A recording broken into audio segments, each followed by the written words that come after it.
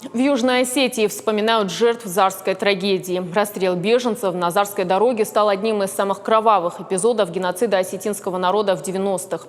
В этот день, в 1992 году, грузинские экстремисты расстреляли колонну с беженцами из Южной Осетии, спасавшихся из осажденного Цхинвала. Жертвами стали 36 человек, 12 получили ранения. Большая часть погибших были женщины, дети и старики.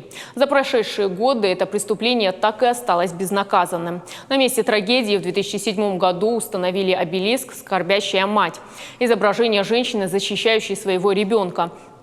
Каждый год на этом месте собираются жители республики, приходят родственники погибших, руководство республики, молодежь и взрослые. Все неравнодушные к этой трагедии люди. Ежегодно здесь проходят масштабные траурные митинги. В этом году, несмотря на карантин и ограничительные меры, введенные в республике в связи с пандемией коронавируса, руководство и граждане, как и в предыдущие годы, отдали дань памяти жертвам грузинской агрессии.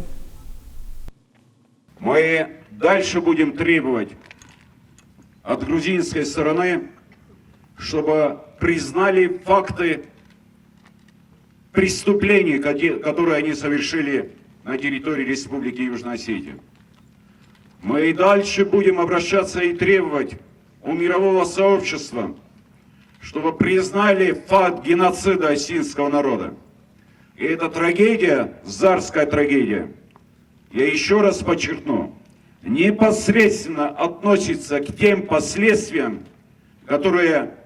и преступлениям, которые были совершены в 20-х годах прошлого столетия.